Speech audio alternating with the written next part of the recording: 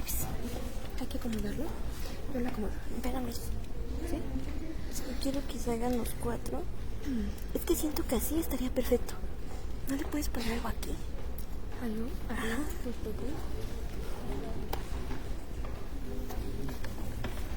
Dile a Carlita que ya, cuando quiera. ¿Así? A huevo. Es que, ¿sabes qué? Estamos que... Sería más fácil.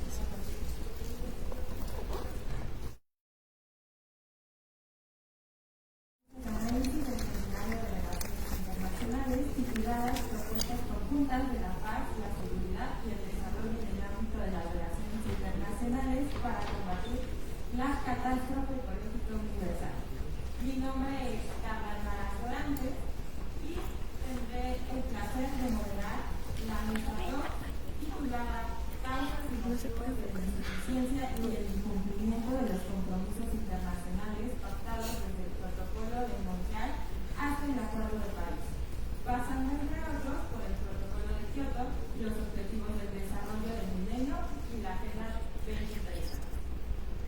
Es un honor para mí estar frente a ustedes en este evento donde abordaremos de una manera objetiva y reflexiva el tema mencionado. Antes de comenzar, les recuerdo a todos los asistentes que su participación es fundamental para enriquecer el espacio de reflexión. Entonces, si tienen algún comentario o alguna pregunta, daremos un espacio para que puedan intervenir al final. Comenzamos con la ponente, la doctora Judith Domínguez Serrano, con el tema la falta de atención al greenwashing, el problema en el lo movemos. Me permitiré leer sus mensajes.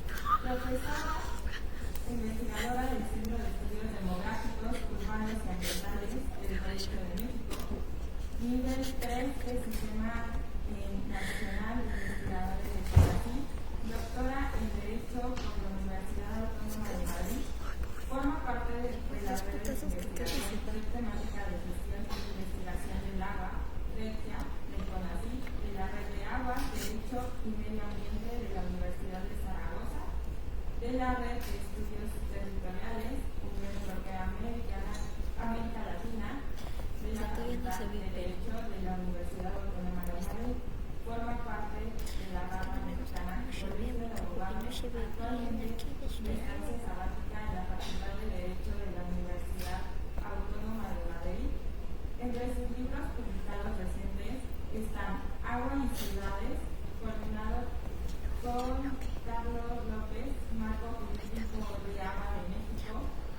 También entre sus artículos recientes está la gestión de agua con transición universal en México, agua, género y desigualdades, estudio de la región Naga de Veracruz, hacia una nueva política de investigación sobre el agua orientada al beneficio ambiental, la planificación marítima en México en el 2023, medidas excepcionales para tener la inseguridad química urbana y la climática en el actual.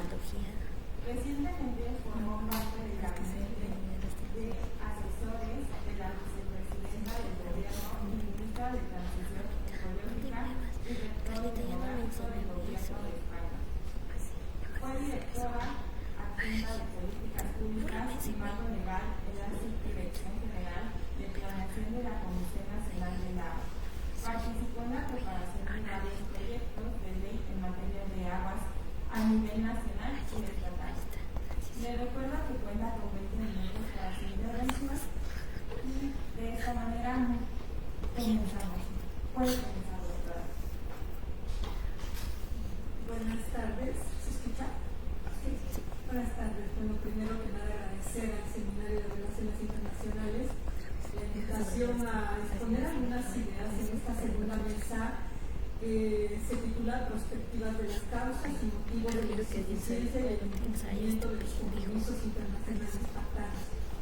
Bueno, pues yo, mi perfil es ambiental, entonces desde una mirada ambiental voy a hacer algunas consideraciones, voy a lanzar algunas ideas sobre este tema, y yo le he titulado a esta intervención de la falta de ambición al greenwashing, el problema está en el mundo, y ahora iré explicando en estos 20 minutos por qué creo esto. Es más de una tesis que creo que nos quedamos, o sea, llegué al final de la mesa anterior y me parece que sobre eso estaban hablando también. La intervención que voy a hacer tiene bastantes datos de la experiencia que tuve en el Ministerio, que sería la Secretaría de Medio Ambiente nuestra en España, de mirar cómo estaba participando un país en la adopción o en el impulso de compromisos internacionales. Y el más importante, desde el año pasado era la COP28. Entonces voy a referirme mucho a la COP28 y cómo desde el gabinete, desde cómo se fue construyendo, ¿no? Cómo se fue construyendo la participación de la Unión Europea como un actor internacional en bloque, porque España en ese momento ocupaba la presidencia de la Unión Europea, entonces lideraba el bloque, el conjunto de 27 países, para negociar en el ámbito internacional en la COP28 e impulsar. Tenía un objetivo fijo, sí tenía objetivos claros, pero parece que el resto del mundo no tanto tenía esos objetivos claros. Y entonces, ¿cómo fue este proceso? No se ve mucho, creo que la grande no se ve volando, supongo, y como se lo que le puse menos, ¿no? Pero bueno, ahí está el título. Por favor, la siguiente.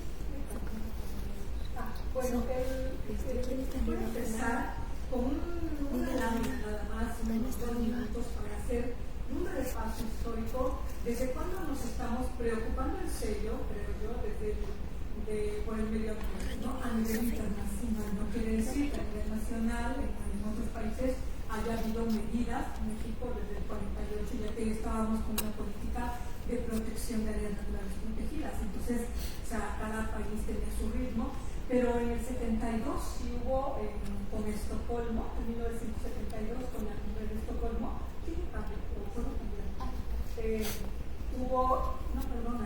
esto no se veía la anterior. No sé, en fin, les voy a decir lo que decía. Era un recuento histórico de cuáles eran los hitos importantes, acuerdos importantes, eventos internacionales que fueron pues dando pasos pequeños, ¿no? Pasos pequeños. Entonces el primero fue en el 72, yo creo que con la cumbre de Estocolmo, con un movimiento detrás del 68 y otros acontecimientos en el ámbito internacional que ocurrían como para llegar a hablar de que había una crisis ecológica, ¿no? Ahí hay un libro que este año también se está celebrando algún aniversario, por lo que leí, que era la primavera silenciosa, ¿no? Por el efecto de los pesticidas, cómo no veíamos una crisis que iba en aumento y que no éramos conscientes de los efectos que podría tener, ¿no? Y eso creo que fue un evento importante. Luego podemos hablar de la reforma rural también está. Después la cumbre de Río de 2012, en Addis Abeba en 2015, Johannesburgo también, París 2015, que el famoso acuerdo de París, donde se logró un acuerdo. Sin embargo, lo vinculante no estaba vinculado, ¿no? A pesar de que se decía, parece que hay objetivos ahí vinculantes. Y finalmente, yo creo que la otra más importante fue la de la COP28 del año pasado, ¿no? Pero en esa, y por eso es que le he titulado hacia mi intervención de la falta de ambición, lo que más se decía previo, que durante todo el año, antes de llegar a noviembre, pues hay reuniones preparatorias con grupos o sectores de iniciativa privada, organizaciones sociales, gobiernos, para ir avanzando documentos, compromisos que reflejen lo que se acordará en esa semana que tiene lugar la conferencia de las partes. Y lo que se veía ahí era una falta de ambición. Decía, bueno, nadie se quiere comprometer. Y además era muy criticable también el lugar donde iba a ser este evento, ¿no? El país, uno de los países más emisores petroleros, ¿no? Donde iba a ser la COP28. haciendo nada, tampoco estaba haciendo nada. Como les decía, España, que era el líder de la Unión Europea, y el Ministerio de Medio Ambiente para los temas ambientales, buscaba al presidente de la COP para tener esas reuniones, para invitarlo a plantearle la posición de España en Europa, y no había gran respuesta, ¿no? Esa podría decir, sí, está muy bien, estamos avanzando, pero como lo que siempre escuchamos, ¿no? En esas protestas, cuando surgen estas cumbres internacionales, no se veía voluntad, ¿no? Voluntad en ese momento. No solo el concepto de la falta de ambición, que también lo utilizó el PCC, Antonio Guterres también en Naciones Unidas, para decir necesitamos mayor ambición ante la crisis climática y ante los datos que en el 2022 nos habían presentado, ¿no? Nos dijeron en el 2022 estamos en una emergencia climática, ¿no? No hay vuelta atrás. Estamos en la antesala del infierno, también llegó a decir eso. O sea, son declaraciones muy fuertes de un organismo internacional para llamar a la acción también. Era otro lema, el llamado a la acción, ¿no? Ya no a las palabras, ya no a los compromisos, a las declaratorias, sino un llamado, les decía, urgente y rápido a la acción. Pero, entonces, desde que se construyó ese concepto occidental, creo que podremos decir ahora ya, después de tantos años, tantas décadas, casi 50 años, es una construcción de sostenibilidad, un concepto ambiental que no se pasa mucho ya con otras concepciones del sur global, pero bueno, es una de mis hipótesis que me gustaría desarrollar también. Pero bueno, en ese camino hacia la sostenibilidad, pues los avances son muy, muy lentos, ¿no? Si es que hay. La siguiente, por favor. Y lo podemos ver en esta gráfica, que se ven los colores. Miren, ¿qué vemos en esos grandes compromisos internacionales que los países firman cada 15 años o cada X años para decir, sí, esta vez sí me comprometo, y pasan otros 15 y esta vez sí lo voy a hacer? Pues incumplimientos continuos, ¿no? Voy a dejar la presentación ahí, pero el primero son el Global Environmental Goals, previos a 2012, de 320, solamente 34 fueron evaluados. Y si ustedes ven el color azul que se ve ahí, dice algún progreso. O sea, el verde es progreso, casi nada. El azul, algún progreso, y el rojo, pues ningún progreso. Y el siguiente, el amarillo, no hay datos suficientes. Entonces, ni siquiera sabemos si estamos avanzando bien, ¿no?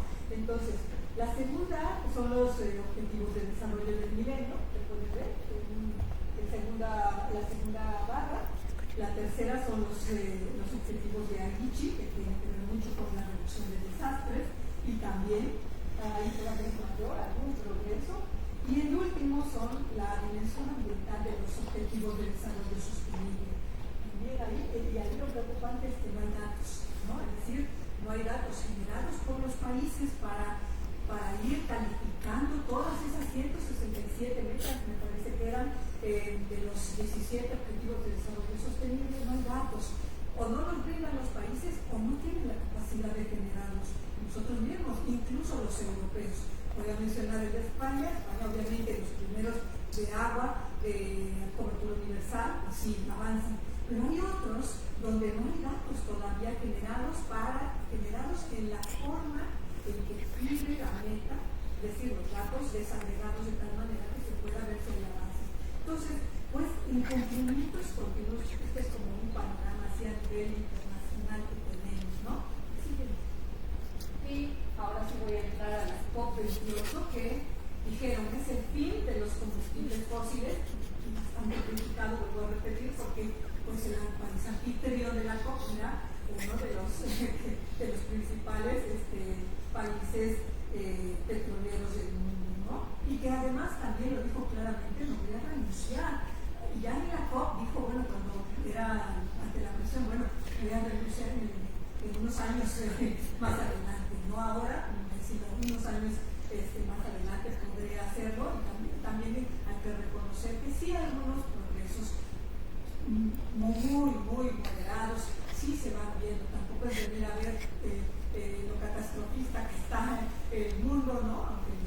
pero bueno, sí hay algunos progresos, ¿no? Y ahí, por ejemplo, una inversión sin precedentes que el país anfitrión anunció también.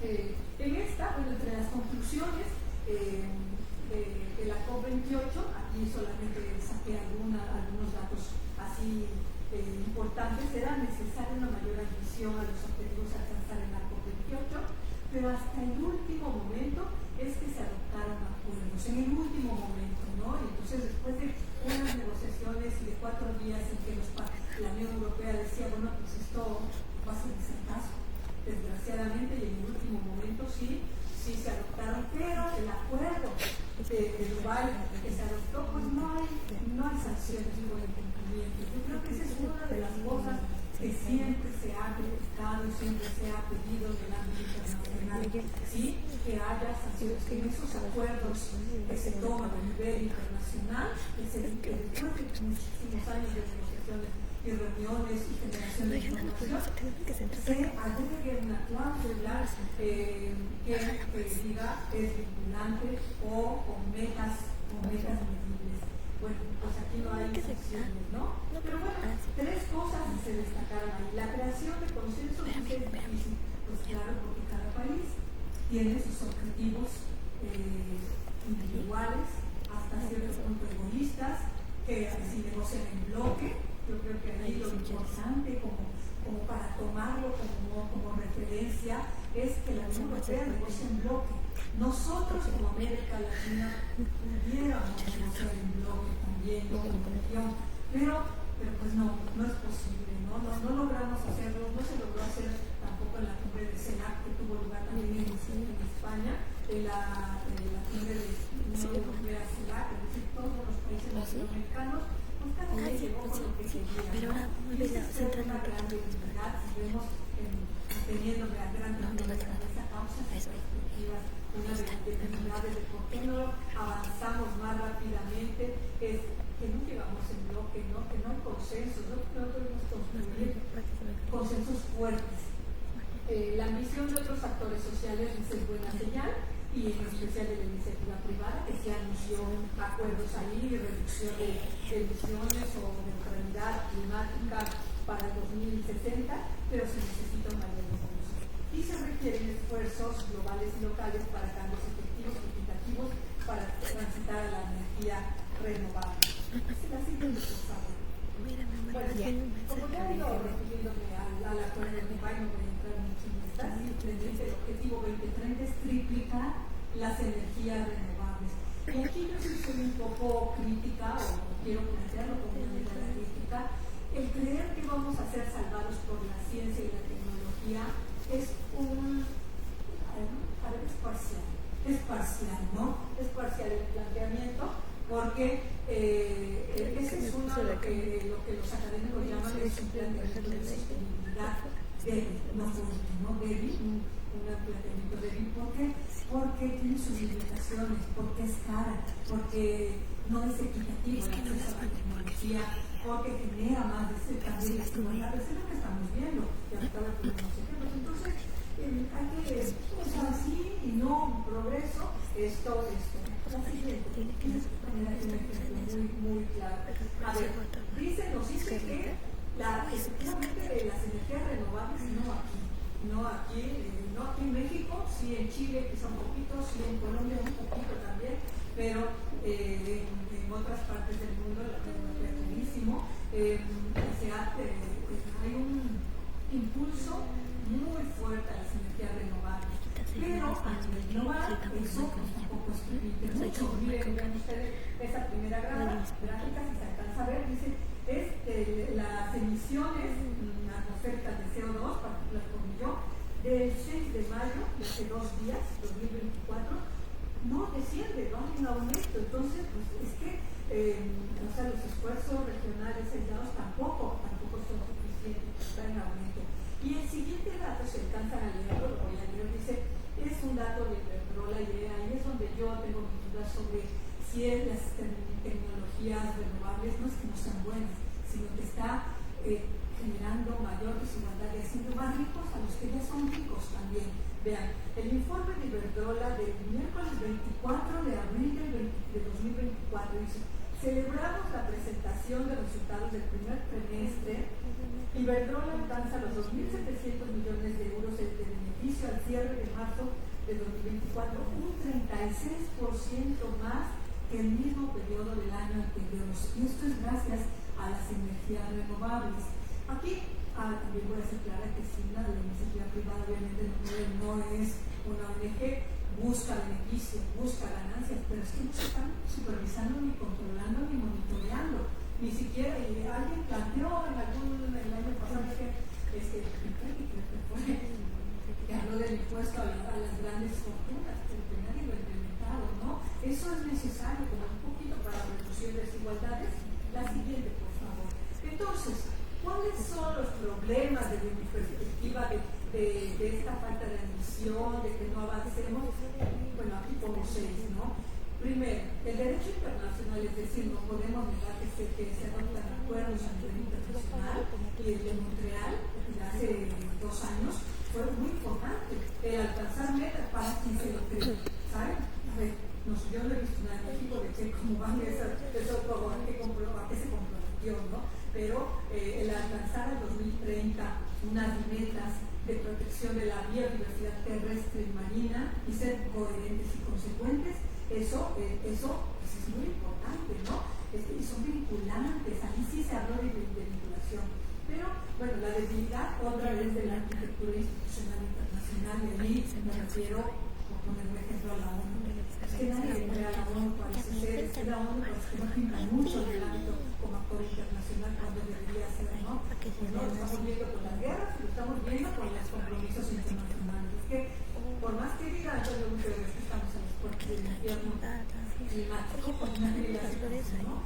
Bueno, los valores sociales prevalentes también de consumo en masa, de un plan las voy a bajar y las voy a poner a la altura de Cañón y Carlita. yo creo que ese es el más importante, ¿no? El modelo social que tenemos de consumo, de desarrollo, de cómo pensamos que se desarrolla, ¿no?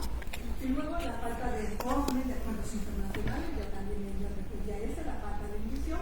Y el último, para referirme al lenguaje que puse en mi título, compromisos de lavado de imagen o de reputación, como le llaman, de las empresas. La lista del 2023, de las 15 empresas del 2023 acusadas de greenwashing, están Nike, Adidas, Toyota, H&M, todas estas grandes, porque yo me sorprendí cuando vi, porque tienen unos compromisos de las primeras que tienen compromisos ambientales, pero como con motivos reputacionales utilizan eso en México, bueno, ni se diga, ¿no? Como vemos etiquetados que la verdad es que no dicen nada, ¿no? Dice, ves uno que parece reciclable, cuando lo lees dice, se hizo con un 10% de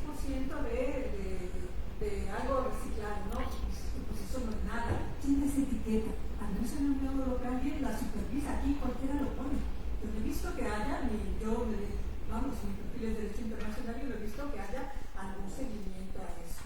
Sí, última, y con esto termino en el tiempo que me queda, sí hay alternativas, tampoco es que venga ya, qué catastrofista, ¿no? Por lo menos yo he encontrado 3, unas no son tan viables actualmente como el de crecimiento, hay autores que hablan del decrecimiento, pero bueno, eso dicen, no, tampoco es tan fácil, ¿no? En esta inercia que llevamos de crecer, y porque el planteamiento de salvarnos por la tecnología es seguir creciendo.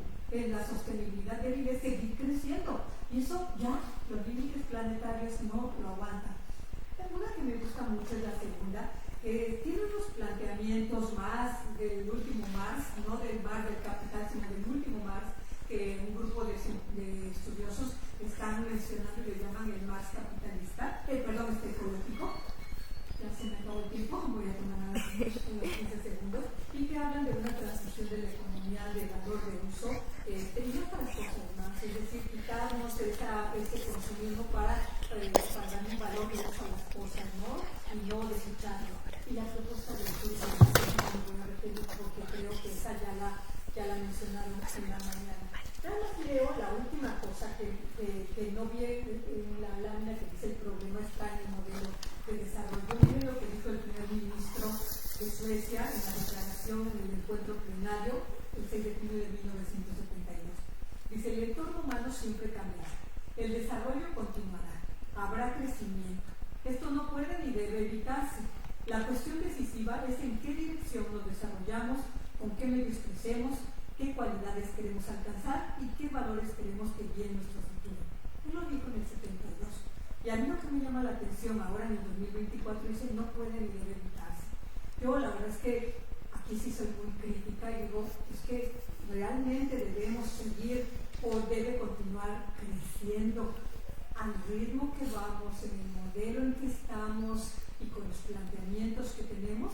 Creo que la respuesta que está llamando mucho la atención desde el ámbito de la academia es la propuesta del sur global. Claro que eso no es un retorno a la naturaleza, también hay que decirlo. Yo no comulgo con esos planteamientos radicales de volvamos al estado natural y como lo hacen los pueblos originarios, porque es muy complicado. ¿No? En unos años quizá eso es lo que tengamos que hacer.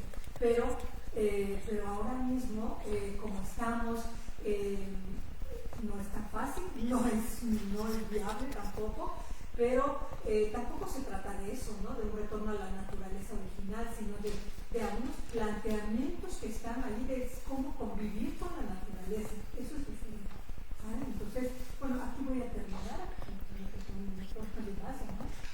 Muchas gracias por la invitación.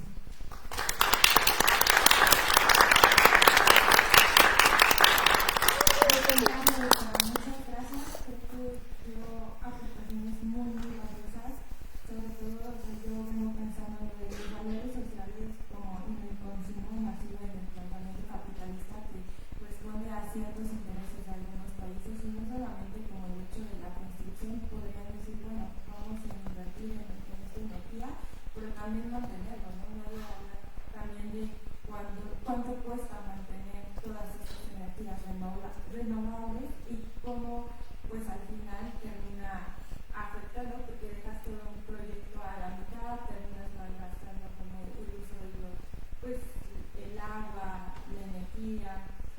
Y bueno, ahora sí, para seguir, nuestra segunda ponente es la doctora Salvaretti Canetti con el tema insostenibilidad de la ODM y de la Agenda 2030 del desarrollo, una perspectiva crítica desde la política internacional.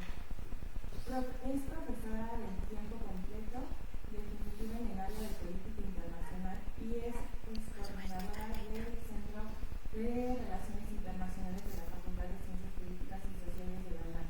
Licenciada en Relaciones Internacionales, maestra en Estudios en Relaciones Internacionales y doctora en Ciencias Políticas y Sociales con mención analítica en todos los casos por la Universidad Nacional Autónoma de México.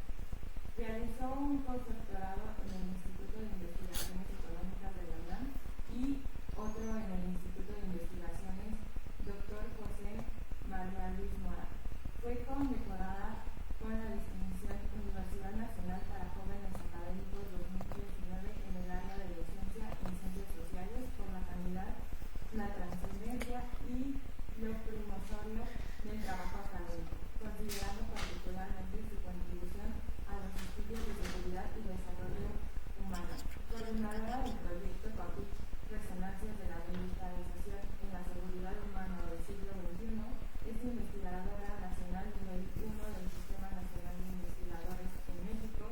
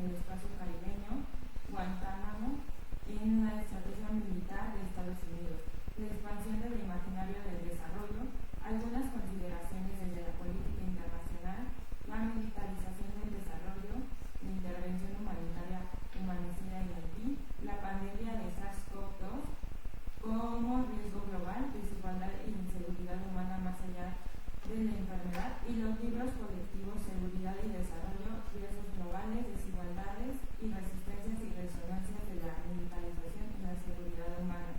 Y también, tomé clase con la doctora Sandra Canetti, entonces también es un placer darle la palabra. Por favor, doctor. Muchas gracias. Buenos días a todas y a todos. Qué gusto verles. Veo muchos estudiantes de Relaciones Internacionales y particularmente de las asignaturas que tienen que ver con las cuestiones medioambientales y particularmente con el desarrollo, que es a lo que yo me voy a referir en la ponencia. 20, ¿verdad?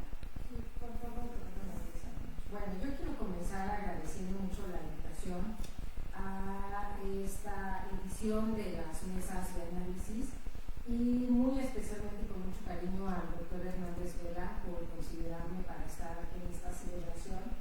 Debo decirles que para mí es muy emotivo estar acá porque el doctor y yo comenzamos la era de las mesas de análisis hace unos cuantos años. Desde el 2007 fue la primera edición de las mesas de análisis y desde entonces se han hecho de manera ininterrumpida cada semestre.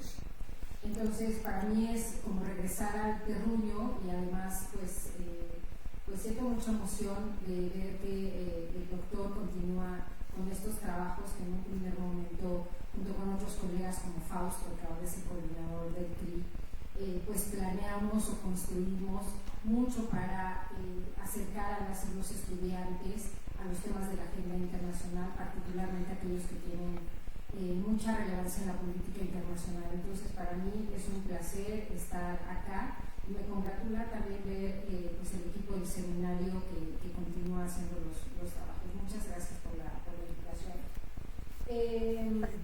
También me da gusto compartir mucho la mesa con Blanca, a quien conozco del Instituto Mora, una querida amiga. A la doctora no tengo el gusto de conocerle, pero empato completamente con lo que ha dicho. De hecho, me parece que como usted cierra con cuestionarnos el modelo del desarrollo, es Gary, de yo me voy a vincular para la ponencia, y por supuesto por Marco, que además no sé si lo sepan, pero él comenzó también en el seminario del doctor Hernández Vela, terminó la licenciatura, recién se acaba de titular de la maestría, tuve el honor de dirigir una tesis sobre corporaciones militares. Así que bueno, hay escuela formada en el seminario y por eso me congratulo también de tenerlo ahora como colega ponente en la mesa, y por supuesto a las y los estudiantes que siempre tienen muestras de cariño hacia mi persona. Bueno, yo titulé la mesa Insostenibilidad de los Objetivos de Desarrollo Sostenible del milenio y de la Agenda 2030, sobre explotación de la naturaleza en el nombre del desarrollo. Porque justamente coincido que el gran problema que tenemos, al que tenemos que aludir cuando hablamos de catástrofe de la naturaleza, es al modelo de desarrollo occidental, que nos ha permeado en la cotidianidad y que a veces, sin darnos cuenta, somos parte también de esa degradación de la naturaleza y la degradación del hábitat en unas cuestiones más como aspiracionistas de lo que tenemos que ser, hacia dónde tenemos que caminar, y no generamos conciencia de lo que está pasando, no solo en el planeta, sino en los cuerpos, en las personas, ¿no? Entonces, cuando me invitaron a participar en una mesa sobre las causas del incumplimiento de compromisos internacionales encaminados a combatir la catástrofe ecológica, no pude evitar pensar en las agendas de desarrollo, en los objetivos de desarrollo del milenio, del 2000, en los objetivos de desarrollo sostenible, es decir, en la Agenda 2030, pero también en aquellos otros que se fueron construyendo, ojo acá, dentro de las dinámicas de relaciones de poder en la sociedad internacional desde los 40 del siglo pasado. La emergencia del desarrollo como concepto que se da a conocer en expansión se da en un contexto bien interesante de las relaciones internacionales, en un contexto de posguerra, de Segunda Guerra Mundial. Y eso es algo que no debemos de perder de vista. ¿Por qué un concepto tan seductor, diría Gilbert Rist, se da en un contexto de violencia, de posguerra, de paz, entre comillas, pero en donde se están configurando instituciones de carácter político, de carácter militar, de carácter económico, que van a dar paso al nuevo ordenamiento mundial? ¿Por qué el desarrollo? Ya tendría que estarnos poniendo a pensar, ¿no? Y me voy a referir muy brevemente a estos, no porque otros compromisos sean menos significativos en materia de catástrofe, de cambio climático, etcétera, etcétera, sino porque creo firmemente que esa catástrofe ecológica se debe en gran medida al modelo de desarrollo impuesto en el que vivimos desde hace décadas. Impuesto y aceptado también, poco a poco.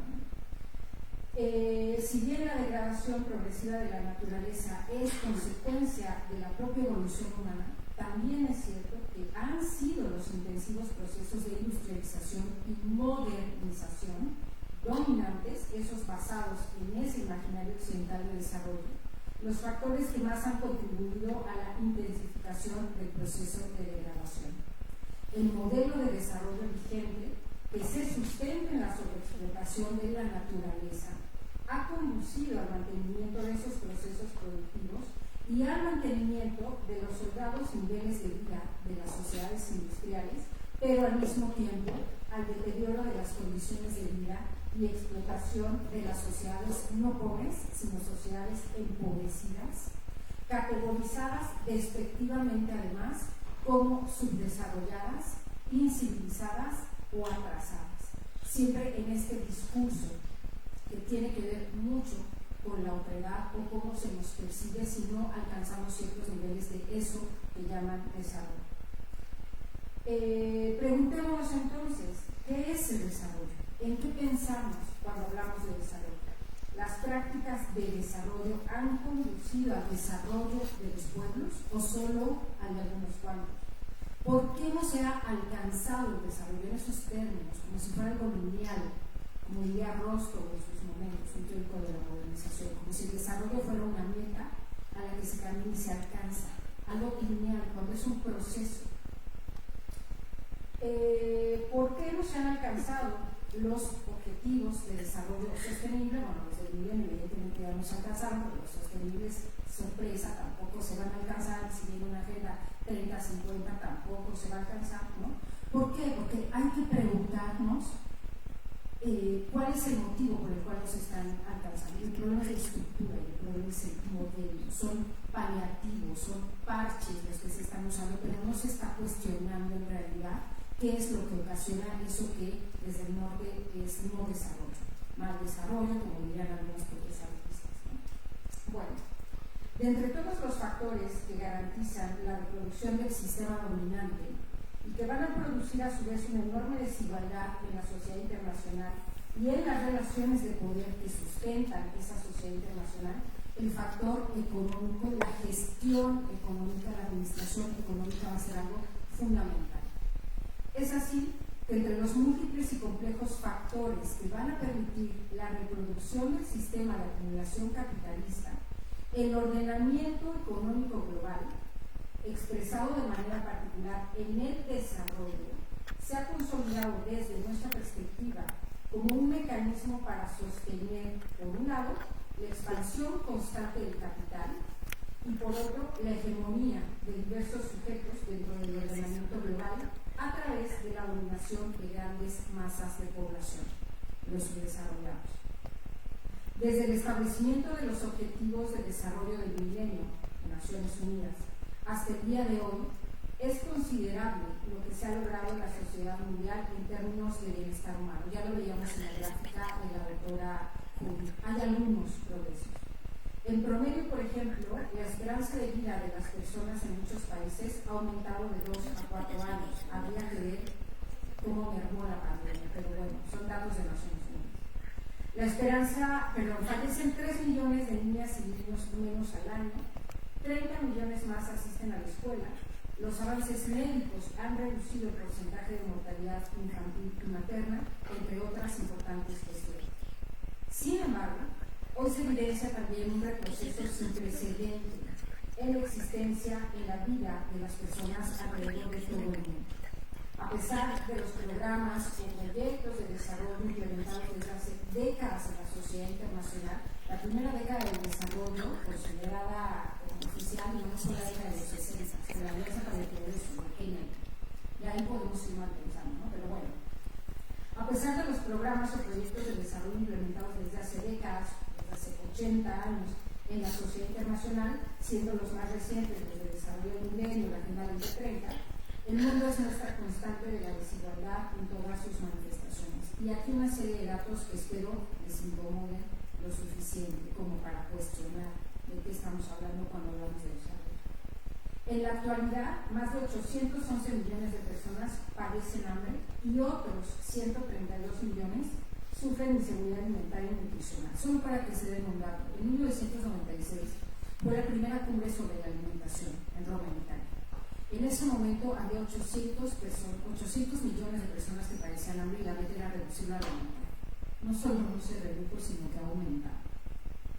150 millones de niños y niñas menores de 5 años tienen un peso y altura inadecuadas para su edad debido a una alimentación insuficiente, desnutrición, malnutrición. Todos los días mueren 17.000 personas de hambre y otras 10.000 lo hacen por falta de atención médica o de acceso a medicamentos. Por si fuera poco, el sobrecalentamiento global y las consecuentes sequías, junto con los conflictos armados e enquistados en varias regiones del mundo, van a hacer que en al menos 8 países, todos africanos, se padezcan crisis alimentarias sin precedentes. Mientras que casi la mitad de los trabajadores del mundo trabaja en condiciones vulnerables y solo a veces cuenta con los beneficios vinculados a un trabajo decoroso, un director general de empresas como AstraZeneca, un laboratorio, Biosystems, una corporación militar europea, HSBC, una corporación bancaria, Royal Dutch Shell, petrolera, o Unilever, el shampoo que ustedes compran para cuidar su cabello, un director de una de estas empresas gana en un año lo mismo que 10.000 trabajadores de las fábricas textiles de Bangladesh, en donde puede que compre su ropa, en donde maquillen su ropa. Las mujeres continúan siendo quienes perciben menores pagos por el trabajo desempeñado, lo que hace que sean la mayoría de los grupos viviendo en pobreza. Perciben hasta un 22% menos del ingreso laboral que perciben los hombres. Mientras que el Producto Interno per cápita, saben lo que es el PIB, ¿no?, por persona, en Liechtenstein, que es un país súper chiquitito en Europa, es de $146.830, o sea, un habitante percibe $146.830, el de Burundi es de $730. La diferencia son $146.000. Mientras que la esperanza de vida en Japón es de 85 años, en Lesoto es de 53.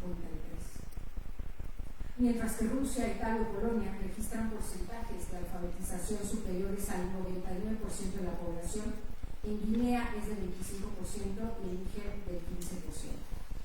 En nombre de ese desarrollo, cada año se pierden entre 5 y 7 millones de hectáreas en el mundo debido a la erosión del suelo. En nombre de ese desarrollo, 40% de los glaciares tropicales en América Latina han desaparecido en los últimos años. 33% de las muertes de niñas y niños menores de 5 años se deben a causas relacionadas con el deterioro medioambiental. 2.700 millones de personas viven en zonas en donde hay escasez severa de agua potable. 60% de las poblaciones de fauna silvestre han descendido en los últimos 50 años. La mitad de los animales salvajes que existían en el planeta hace 40 años hoy ya no están, desaparecieron. En nombre del desarrollo, cada año se talan 15 billones de árboles. De continuar bajo este modelo de progreso, bajo este modelo de desarrollo, para el 2065 el aumento del nivel del mar será entre 24 y 30 centímetros, lo que va a conducir irremediablemente a que varios países insulares desaparezcan por completo. Entonces, ¿en qué pensamos cuando hablamos de desarrollo? ¿Por qué no se ha alcanzado ese desarrollo pese a los diversos mecanismos e instrumentos encaminados para ello? La concepción, la idea de desarrollo, se ha edificado alrededor de valores estrechamente vinculados a la modernidad, al sistema capitalista y a la visión occidental, considerando sesgadamente el crecimiento económico de la acumulación como su más significativo indicador, como un elemento articulador. Pero ¿en dónde nace la idea de desarrollo como elemento constitutivo en la configuración de las relaciones de poder en el orden mundial? Al término de la Segunda Guerra Mundial y como consecuencia del interés de las superpotencias de Estados Unidos y Unión Soviética en el resto del mundo, se va a producir, según yo, como un mecanismo de atracción y dominación hacia el bloque capitalista o hacia el bloque socialista, gran efervescencia de los estudios sobre desarrollo.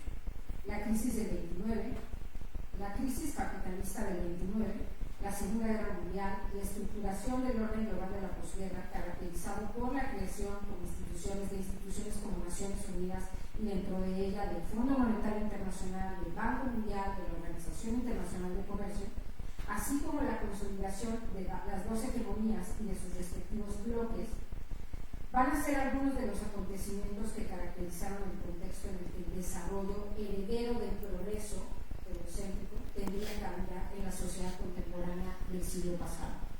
La consolidación de Estados Unidos durante la Guerra Fría como centro articulador del sistema capitalista va a determinar entonces su estrategia expansionista hacia zonas que la potencia consideraba vulnerables y fácilmente penetrables debido a su condición de subdesarrollo. Truman en 1949 dirige un discurso y de la noche a la mañana divide al mundo en desarrollados en el norte, subdesarrollados en el sur. Frente a la percepción del comunismo como una amenaza a la hegemonía, la potencia estadounidense concentró todos sus esfuerzos para insertar al mundo subdesarrollado, territorios independientes de América Latina, Asia, Medio Oriente, África, colonias todavía, al bloque occidental.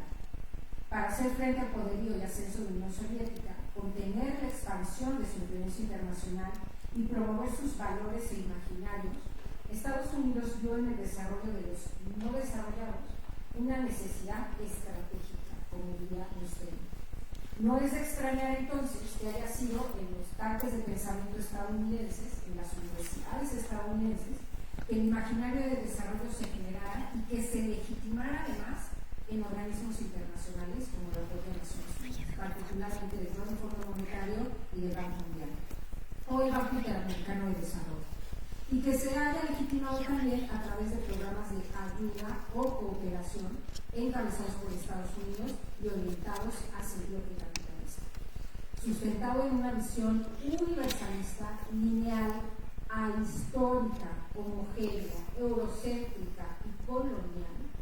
El desarrollo de estas sociedades consideradas atrasadas va a consistir entonces en la sustitución de la organización social tradicional por una sociedad moderna a través de la difusión de valores modernos de las élites del mundo hacia el mundo de su desarrollo.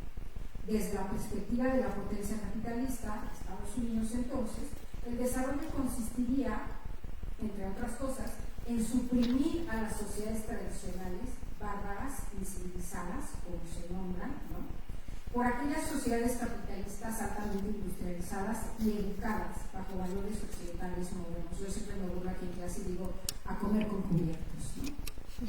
Edificado en lo más profundo del imaginario occidental, como diría Arist, el desarrollo, concebido como un proceso de crecimiento económico en donde se privilegia la acumulación en todas sus formas mediante el dominio de la naturaleza y la explotación del hombre por el hombre, con ese lenguaje, va a ser considerado entonces pieza fundamental de una estructura sistémica de control social y de implantación de patrones y símbolos de la cultura occidental capitalista y de las prácticas que la caracterizan: ampliación del sistema de mercado, industrialización, acumulación por disposición.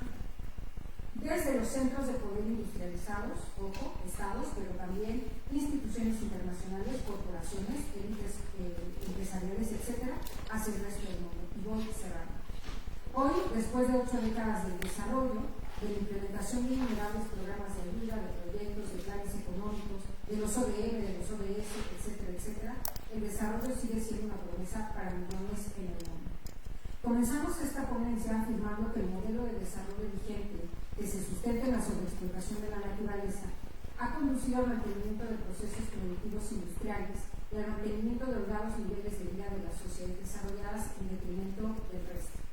Podemos decir entonces que ha sido la falaz ideas de desarrollo, basado en esta relación dominación-subordinación del hombre sobre la naturaleza, que el saqueo a gran escala de materias primas se ha mantenido, legitimando las asimétricas relaciones de poder entre desarrollados y subdesarrollados, generando con ello al mismo tiempo un creciente grado de dependencia de las periferias, mantenido y forzado por múltiples mecanismos que van desde la ayuda oficial al desarrollo hasta las intervenciones militares territoriales. Si bien desde el siglo XV-XVI La explotación de las materias primas va a ser determinante para la expansión del capital a través de la acumulación originaria impulsada por el proceso de colonización y despojo, donde la violencia en diversas formas estuvo siempre presente.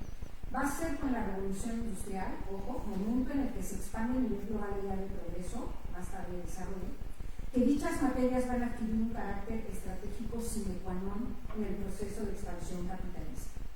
Hoy día, en medio de un contexto de agotamiento de los recursos naturales, particularmente de los fósiles, del acelerado crecimiento de la población, de los altísimos niveles de consumo de bienes y servicios de todo tipo y de estrategias de competencia cada vez más voraces, el aseguramiento de la naturaleza que implica su acceso, su uso, su explotación y su posesión se vuelve vital para la supervivencia del propio sistema y de algunos de sus instrumentos, como del Estado y de la empresa. En los últimos 60 años, más del 40% de los conflictos armados de estados al interior de los estados está relacionado con la explotación de recursos naturales. Explotación que sostiene, como ya decíamos, la vida holgada del norte y el no desarrollo del sur, en donde, dicho sea de paso, se encuentra el 80% de la biodiversidad mundial. Ello demuestra que si bien las causas de los conflictos pueden ser múltiples y complejas, la posesión o la tenencia de los bienes naturales se ha convertido en un componente primario para la disputa y el mantenimiento del poder y la reproducción del sistema capitalista. ¿De qué desarrollo estamos hablando? ¿Desarrollo para qué? ¿Desarrollo para qué? Y termino. Tan solo en la última década del siglo pasado, 17 conflictos armados de magnitudes importantes tuvieron relación con la explotación de los recursos naturales. Los diamantes de Angola, Sierra Leona, Nigeria o la República Democrática del Congo, las piedras preciosas de Afganistán, Myanmar, Camboya, el oro negro del Congo, Nigeria o Sudán, la madera fina de Ghana, Gabón, Guinea Ecuatorial y Madagascar, han sido recursos sobreexplotados para favorecer el sistema de producción en detrimento de las condiciones de vida de esas poblaciones explotadas. En Angola, Sierra Leona, Liberia o República Democrática del Congo, países productores de diamantes, más de 3.7 millones de personas han perdido la vida por conflictos armados generados a partir de la explotación y de la liquidación de los diamantes. En el conflicto armado en Yemen, la disputa por el control del petróleo ha ocasionado graves daños al medio ambiente y derivado en una de las más graves crisis humanitarias en ese país. Por otro lado, los ataques a las infraestructuras hidráulicas han impedido el acceso a agua potable de miles de habitantes, ocasionando que a solo 2 años del inicio del enfrentamiento haya más de 4.000 muertos como consecuencia de enfermedades como el cólera. Y ahora sí, termino. Podríamos seguir la lista, pero termino diciendo que como mecanismo de toda una élite dominante global hacia el resto del mundo, el desarrollo forma parte de discursos y prácticas que han funcionado como instrumentos preservativos de poder y de legitimación de las políticas de dominación del norte hacia el sur global. El desarrollo de los no desarrollados ha servido como discurso y práctica profundizadoras de las desigualdades y legitimadores de las relaciones injustas de poder y explotación de la naturaleza y de las personas. Si hay alguna cuestión, quizá en las preguntas. Muchas gracias por su tiempo.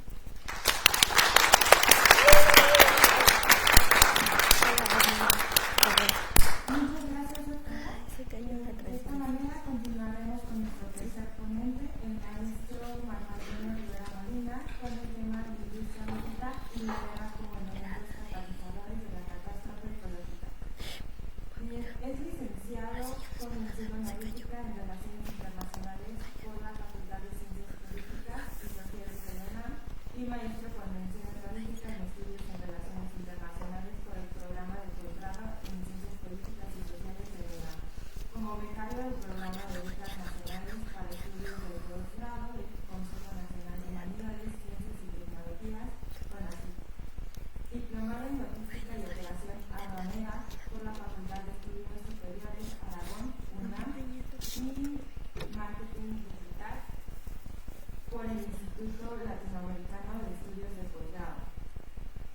Cuenta con diversos artículos de libros en las colecciones Paz y Seguridad y Desarrollo y Política Internacional Temas Análisis, y en la Revista de Relaciones Internacionales de la Facultad de Ciencias Políticas y Sociales de UNAM. Ha participado como ponente en congresos internacionales como el 7º Congreso del CICI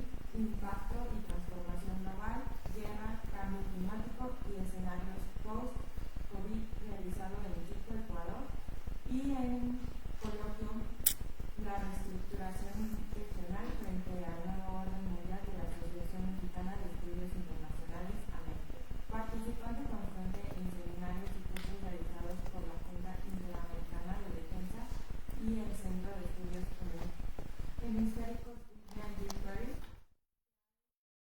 profesor titular de asignatura en la Universidad Autónoma de la Ciudad de México, adscrito al Colegio de Humanidades y Ciencias Sociales de los planteles San Lorenzo de Sonco y Casa Libertad.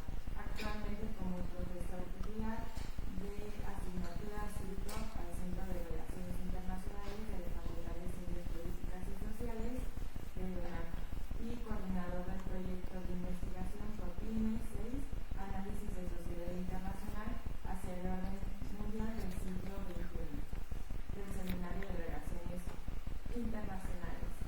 Por favor, maestro. Gracias, Carlita. Primero que nada, pues buenos días a cada una de las personas que se encuentran presentes en este auditorio. Y antes de comenzar con la propuesta, que voy a pedir a Carlita que me ayude muy precisamente con la presentación, y igual para no pasarme el tiempo, ¿verdad? Pero antes de comenzar, agradecer inmediatamente al doctor Edmundo Hernández de la Salgado, profesor, mentor desde el inicio de mi vida universitaria aquí en esta facultad, a quien admiro y aprecio demasiado. También a la maestra, doctora casi, la Valera, que bueno, desde los inicios está conmigo colaborando, apoyando y demás. Y a todo el equipo en general del seminario del cual también soy egresado. Me da mucho gusto decir que soy de casa, pero también egresado del Seminario de Relaciones Internacionales, y un gusto compartir esta mesa con cada una de las personalidades que la conforman. Muy bien, entonces para comenzar esta propuesta, quizá me voy a una de las aristas o vertientes. Nadie va a plantear elementos positivos o tampoco plantear un panorama utópico, sino todo lo contrario, pero a mí me toca justamente por mis líneas de trabajo abordar este elemento de la guerra y de la industria militar también como un elemento catalizador de esto que se ha venido planteando como la catástrofe ecológica o la crisis medioambiental actual. La propuesta de la reflexión del día de hoy va en torno a pensar a la guerra y al complejo militar industrial, entiéndase la industria militar, el comercio de las armas, quienes las fabrican, quienes las venden, quienes las prueban también, como elementos inherentes a un sistema capitalista que ha articulado permanentemente un debate entre lo que hemos discutido siempre entre la paz, la seguridad y el desarrollo, que sabemos que tienen repercusiones, impactos en los ámbitos económicos, en los sociales, en los políticos, pero también en los medioambientales. Aquí lanzo quizá la primera pregunta: ¿de cuántas veces se piensa la actividad militar en general, todo lo que engloba, en el mundo también como una causa directa de la degradación medioambiental? Hablamos de la contaminación por las industrias, por la extracción de recursos, por el consumo, por el patrón del sistema de producción actual, pero también cuántas veces señalamos a toda la actividad militar en el mundo como un causante, también factor presente desde la antigüedad en la degradación medioambiental. Quiero empezar también definiendo el concepto de catástrofe por Naciones Unidas, ya sea natural o humano, simplemente la definición de catástrofe por la Oficina de Naciones Unidas para la Coordinación de Asuntos Humanitarios del 93, la cual define catástrofe como esta grave perturbación del funcionamiento, siguiente carita por favor, grave perturbación del funcionamiento de la sociedad que causa amplias pérdidas humanas, materiales o medioambientales, que exceden la capacidad de la sociedad afectada para afrontar utilizando solo sus propios recursos. Siguiente pregunta, por favor. En este sentido, no quiero empezar y tampoco continuar mi propuesta, una anterior, por favor, sin señalar que hace escasas 48 horas el último embestida por parte de Israel hacia el pueblo de Palestina, en el último bastión del pueblo, en Rafah, si no me equivoco, que según datos de Al Jazeera ha cobrado en tan solo 48 horas más de 34,000 vidas indistintas entre civiles y militantes de Hamas, como lo conocemos. Las fotografías que presento son de escenarios recientes. De izquierda a derecha podemos visualizar a lo que es actualmente Palestina, Sudán, en la parte inferior escenarios como lo es Ucrania y Siria también. ¿Okay? Estos escenarios que se muestran en las fotografías no pueden ser causados o no pueden ser provocados sin lo siguiente. Permítanme, por favor. Sin un material especializado que es utilizado en las operaciones y en el teatro de operaciones militares. La destrucción, que no solo causa la pérdida material y humana, sino también una degradación e impacto ambiental, no podría ser realizada si no hay este tipo de herramientas especializadas y esos proyectos científicos tecnológicos que al final arrojan maquinaria de este tipo. En las fotografías pueden observar lo habitual para el desarrollo de las actividades militares y propiamente en los conflictos armados y en las guerras, como son casas de combate, tanques, cañones de artillería y lo que muy recientemente hemos visto hasta el cansancio en medios, los sistemas de defensa antiaéreos, ¿no? Un poco para ilustrar. Ahora, siguiente capítulo, por favor. No podríamos pensar todo este material que se desarrolla para la guerra y el teatro de las operaciones militares que causan todos estos impactos negativos si no lo pensamos directamente en que solo se desarrollan, se producen y se comercializan por un pequeño puñado de corporaciones militares alrededor del mundo.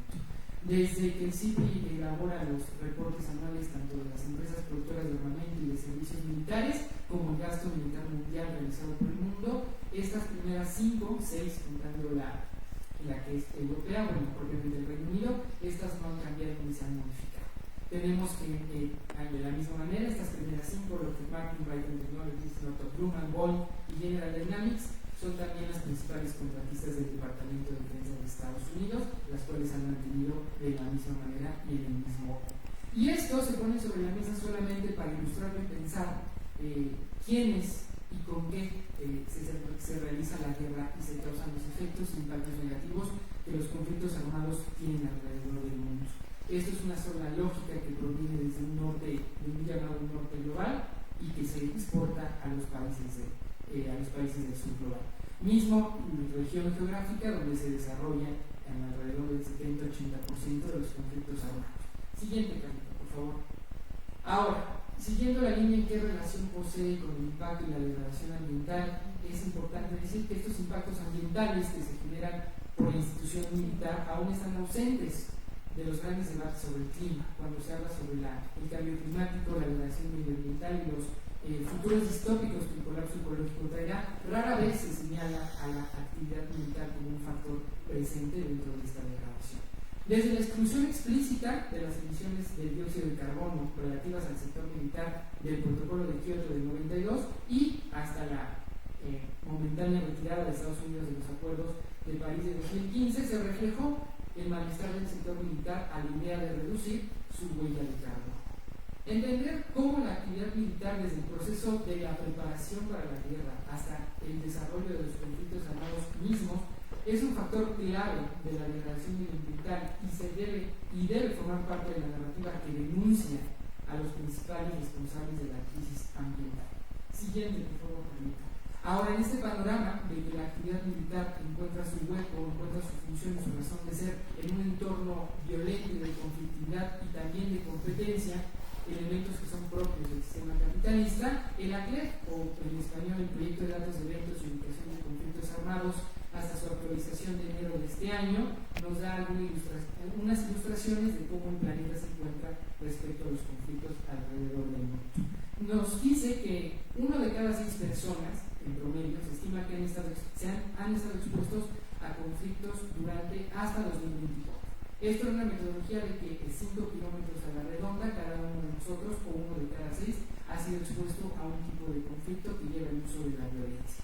De los 50 países que considera que tienen presencia de un conflicto armado en activo, los clasifica desde extremo, alto y turbulento, y en esta misma lista de 50 países que cuentan con esta conflictividad actual, Ucrania, Palestina, Myanmar y Sudán son los principales que encabezan la lista como conflictos de carácter extremo, por las pérdidas humanas, la degradación ambiental y por el impacto socioeconómico que genera. Y esto en relación a los últimos 5 años que lleva el registro del ACLED es un aumento del 22% en general. El mundo en general no ha encaminado a una reducción de la violencia ni tampoco de los conflictos armados, y esto a la par aumenta la actividad militar en el mundo, que también aumenta el impacto ambiental que tiene propiamente la actividad militar. Siguiente pregunta, por favor. Ahora, el IPCC, que es el Grupo Intergubernamental de Expertos sobre el Cambio Climático de Naciones Unidas, identifica en la mayoría de sus informes a los sectores industriales que son responsables o se les da la responsabilidad directa por las emisiones de dióxido de carbono a nivel mundial, tiene al sector de la energía, todo lo relacionado, al sector de la industria, la fabricación de todos los productos que consumimos, el transporte y a la construcción. Esta clasificación, no es importante señalar, invisibiliza el papel del sector militar, no se considera dentro de los informes, que precisamente es un factor clave del cambio climático. Y ojo, aquí también hay una dualidad. A la misma vez que es productor de esta cantidad también abrumadora de gases de dióxido de carbono, también es usuario de cada uno de estos de los sectores, es de consumidor energético en un amplio espectro, también es industrial, utiliza los transportes y también en el ámbito de la construcción. Entonces, insisto, la guerra y al complejo militar industrial como un elemento que se tiene que denunciar en las narrativas actuales de la crisis medioambiental. Ahora, el Departamento de Defensa de los Estados Unidos es la mayor institución consumidora de petróleo y por consiguiente es la principal responsable de las emisiones de gases con efecto invernadero, hablando propiamente de solamente un sector dentro de Estados Unidos. Siguiente capítulo, por favor.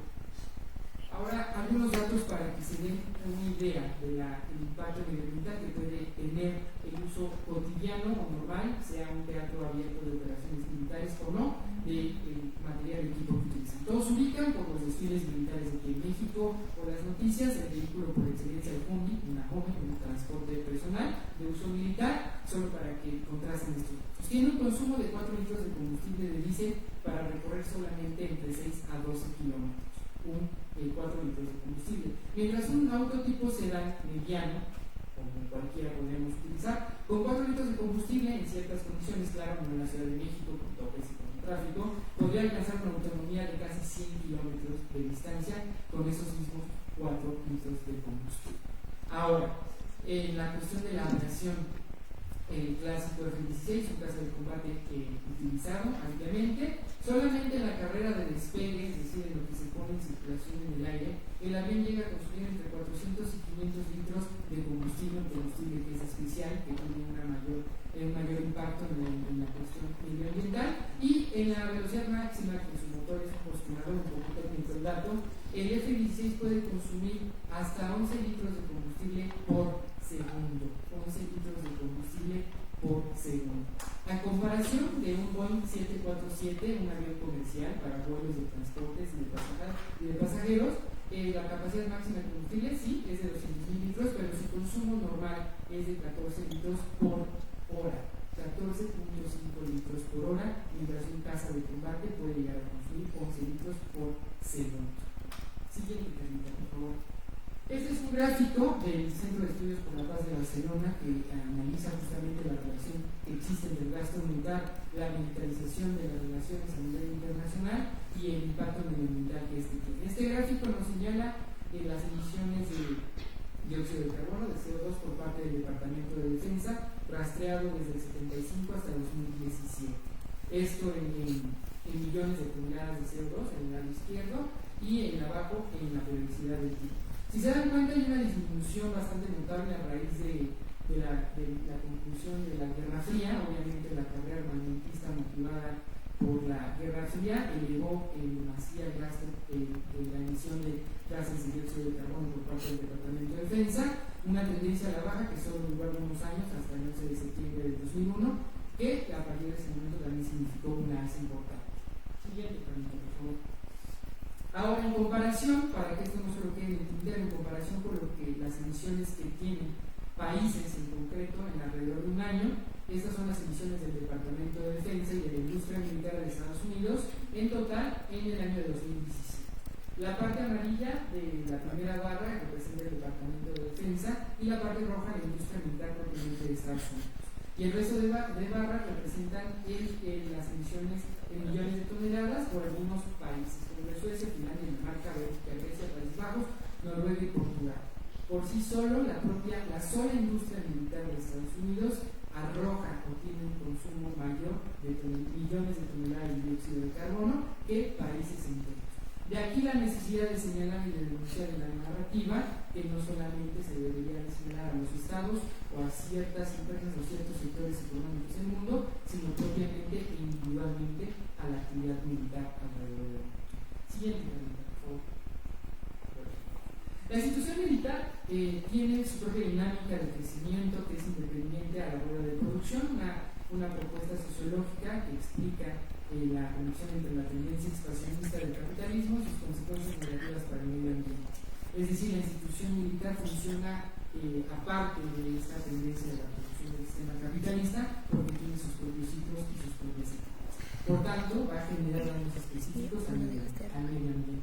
Se destacan una serie de características institucionales, estructurales y también tecnológicas que ilustran la importancia de considerar la forma en que el ejército o la actividad militar como una organización de institución independiente contribuyen a la degradación del poder. Esto es una tendencia muy sencilla. A medida que los estados desarrollan sus ejércitos y que destinen cada vez mayores capitales, sus impactos ambientales aumentarán.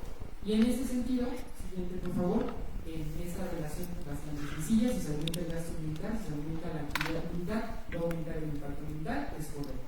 Y el último reporte del CIPRI nos señala que por primera vez desde el 2019, que reporta el gasto militar anual, todas las regiones del mundo presentaron un aumento positivo en el gasto militar mundial, rompiendo como cada año desde el 2009 el récord en el que se destinan los recursos ajustado a la inflación y a los gastos demás, que eso lo trabaja perfectamente el CIPRI. Todas las regiones del planeta han aumentado sus gastos militares alrededor del mundo, por causas de la guerra, por causas de los conflictos, por las tensiones, por los conflictos geopolíticos, pero todo en gran medida ha aumentado. Y esto, en un discurso invisibilizado del sector militar, también ha aumentado el impacto que tiene la actividad militar alrededor del mundo. Siguiente, por favor. Esto ya lo han visibilizado. El dominio o la preponderancia que existe en el gasto militar es abrumadora por parte de Estados Unidos, llevándose el 37% de lo que representa el gasto militar anual en el mundo, seguido por las otras dos potencias militares, que es China la segunda y Rusia la tercera, pero que no deja de estar 2 o hasta 3 veces por debajo de solamente el gasto militar realizado por Estados Unidos y el resto de países, teniendo aumentos significativos obviamente a causa de los conflictos ruso-ucraniano y israel-palestino en estas regiones y en otros países de Asia. Siguiente, por favor. Ok, entonces esta es la lista completa de lo que considera el CIPRI, todos en mayor medida y aunque sea muy por debajo de lo que es el primer lugar en Estados Unidos, todos en mayor medida tienen una inversión y un aumento en el gasto militar anual y por ende van a tener un impacto aún mayor de la actividad militar en cada uno de estos países en el medio ambiente. Siguiente pregunta, por favor. Ahora, en este ciclo de la guerra y del complejo militar industrial hay diferentes momentos en los que el impacto ambiental puede visualizarse y que está relacionado. Durante un conflicto armado o propiamente las misiones militares en general, se generan daños al medio ambiente debido al uso de las armas, en particular las armas de destrucción masiva. No hablamos de las nucleares, porque no se utilizan abiertamente en los conflictos actuales, aunque existe la narrativa de utilizarse nuevamente. Las químicas y biológicas que contaminan los ecosistemas terrestres y acuáticos. Dentro de las misiones militares se consumen enormes cantidades de combustibles fósiles, como lo señalé en los datos tanto del FONDI como de casa de combate promedio, combustibles fósiles también nucleares, en aviones, barcos, en tanques. Las guerras también son responsables de la pérdida de hábitats silvestres y de la deforestación que ya señalaba. Además, las minas y municiones sin salida dejan las tierras inapropiadas para la agricultura, la cría de animales y presentan peligros persistentes para la población civil. Si no, pregunten a Vietnam, que hasta en la actualidad la erradicación y eliminación de las minas es una tarea pendiente. Los desechos de la guerra también incorporan en los ecosistemas una serie de sustancias químicas, entre otras toxinas, que degradan y impactan directamente a los ecosistemas. Siguiente pregunta, por favor. En este último cuadro, ya para ir finalizando, porque el tiempo, este ciclo que podemos delimitar los impactos que va a tener la militarización directamente en el medio ambiente. Se comienza por un gasto militar, que es la actividad militar habitual, ¿no? El mantenimiento de las bases nacionales, internacionales, bases militares que tienen consumo de energía y de muchos otros recursos y que también generan desechos en donde quiera que se encuentren. Después de investigación y desarrollo militar, va a procurar también los ensayos de armas, los recursos y energía propiamente para la investigación y desarrollo, va a generar impactos medioambientales, contaminación, deforestación, pérdida de biodiversidad y también va a generar desechos tóxicos. La industria militar, propiamente, la producción de armas va a requerir de materias primas, va a tener una cadena de suministro y al final un montaje final. En toda una de las etapas va a requerir recursos y va a generar también contaminación. El comercio de armas, que es la producción de armas, va a requerir recursos de energía y también va a generar contaminación. Y finalmente, las últimas dos etapas, los conflictos armados, va a generar directamente impactos medioambientales, deforestación, pérdida de hábitat, contaminación del agua, contaminación de las tierras agrícolas, reconstrucción post-conflicto, minas antipersona y municiones sin estar. Y finalmente, se reinicia el ciclo con esta necesidad de renovar las armas y de volverlas a utilizar en un teatro de operaciones. Y a todo esto se suma la financiación privada, aparte de los estados, las corporaciones militares que había mencionado, que también van a tener una dependencia directa a las empresas transnacionales extractivistas. Siguiente, por favor. Ahora, estas son una serie de portadas nada más de titulares de las últimas tendencias respecto a los conflictos armados en el mundo, refiriéndose propiamente a Ucrania y Rusia, donde ha vuelto la narrativa de utilizar, de la posibilidad de utilizar armas nucleares tácticas, menores, pequeñas, con kilotonelajes bajos, para tener una ventaja decisiva en el campo o en el teatro de operaciones militares. Volvemos a los postulados más clásicos de la ciencia militar, nuestra ventaja decisiva que Clausewitz hablaba, o nuevamente para establecer este orden, un ganador interno. Pero en esta narrativa de volverlas a utilizar y de traerlas, pues rompe todo un trabajo, ¿no?, que ya anunciaban en la mesa anterior, ¿no?, un trabajo de desarme, de eliminar y paulatinamente desactivar cada uno de este tipo de armamentos, y rompe con esa tendencia. Ahora se vuelve a plantear un escenario o varios escenarios posibles donde este tipo de armas se pueden volver a utilizar. Siguiente, por favor. Y con esto ya lo sé. Esta imagen ya la había presentado mi compañera Alejandra en la presentación anterior, ya saben, es la foto, es una fotografía del Departamento de Energía de Estados Unidos de la prueba nuclear Castle Bravo, que se detonó, como mencionaba, en la región de Bikini, las Islas Marshall, en el Océano Pacífico, y solamente para ilustrar lo siguiente. Por favor, con esto cierro la manera de reflexión final. Vivimos en un sistema capitalista que no hay que olvidar que tiene la capacidad de incendiar en cualquier momento y en cualquier instante. En la atmósfera, bajo tierra y bajo el agua han sido principalmente las localizaciones elegidas para la realización de, hasta ahora, aproximadamente 2.500 ensayos nucleares, que han sido realizados desde 1945 y hasta la actualidad, lo que supone una energía total estimada de más de 550 megatones de energía liberada sobre la Tierra.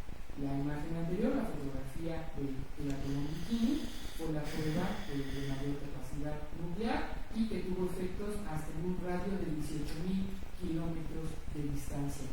Del Océano Pacífico, las cuestiones de la radioactividad llegaron hasta la isla, para que ilusen eso. Y finalmente, a través de un trabajo que les invito a que revisen a través del Science Global Security de la Universidad de Princeton, este trabajo titulado Plan A, realiza una simulación de un posible estallido de una guerra, de un conflicto con utilización de armas no tácticas sino estratégicas nucleares entre Estados Unidos y Rusia. Esta simulación, una escalada bélica que ellos consideran plausible, es decir, más cercana a las posibilidades a que ocurra, entre Estados Unidos y Rusia, utilizando posturas de fuerzas nucleares, objetivos y estimaciones de víctimas realistas, calcula que habría 90 millones de muertos y heridos solamente en los primeros 45 minutos de utilizadas las armas estratégicas nucleares. Y, acabando, siguiente pregunta, por favor. Y termino con esto. Recientemente, desde el 15 de abril, me parece, y hasta el 15 de mayo, son los días de acción global sobre el gasto militar de 2024, donde en esta ocasión apuntan obviamente al impacto que tiene la actividad militar en el mundo, bajo este esquema, bajo este título de La guerra nos cuesta un mundo. Y cierro con esta cita propiamente de este tipo de actividades que nos dicen: estamos siendo testigos de las dramáticas consecuencias de la escalada de la militarización global, evidente en los numerosos conflictos armados en todo el mundo, especialmente en Gaza, Ucrania, pero también en muchos otros lugares convenientemente ignorados del sur global. Estamos sufriendo las consecuencias de un enfoque militarista de las relaciones internacionales y de las emergencias globales, impuesto por los países del norte, que son al mismo tiempo responsables de la mayor parte de las armas producidas, además de los impactos ambientales directos e indirectos resultantes de estos conflictos, y la militarización subraya aún más la necesidad apremiante. Yo concluyo diciendo que a la misma vez que procuramos el establecimiento de una paz real, que no solo signifique la ausencia del conflicto armado o de una guerra propiamente, también indirectamente estamos contribuyendo a una reducción de los impactos y degradación medioambientales. Y es una narrativa que rara vez o pocas veces se visualiza en el entorno de la crisis actual ambiental. Siguiente pregunta. Y con esto termino. Muchas gracias por su atención.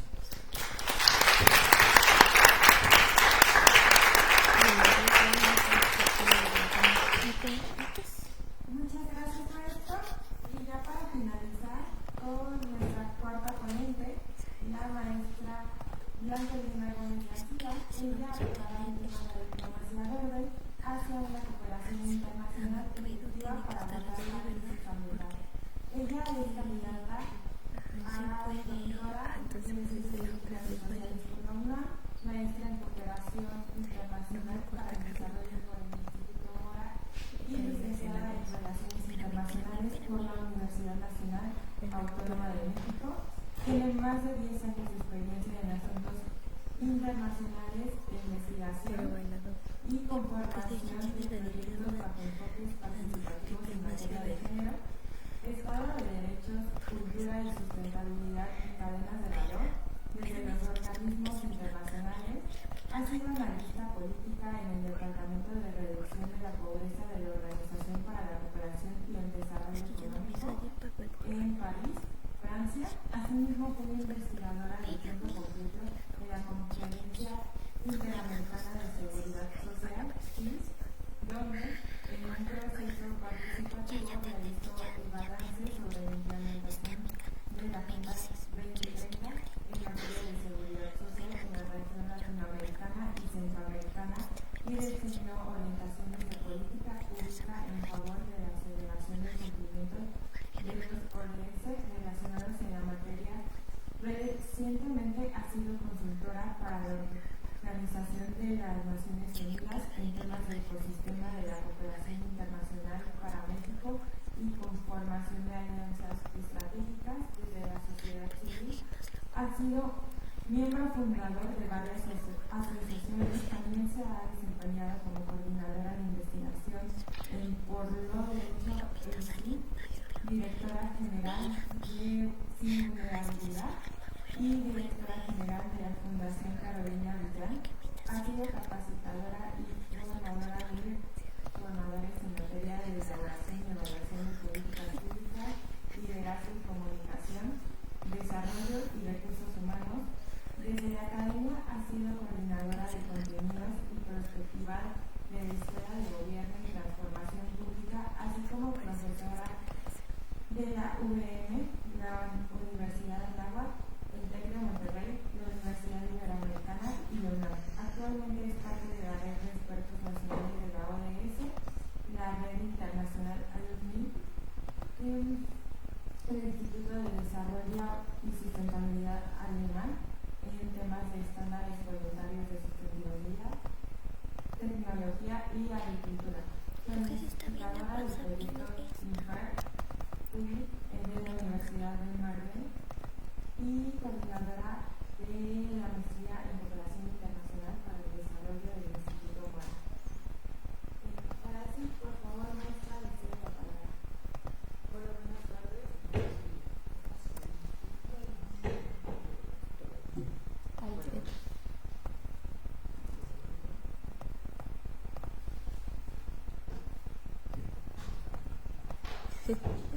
Bueno, buenas tardes a todos. Antes que nada, pues yo me siento muy honrada de estar aquí en este panel.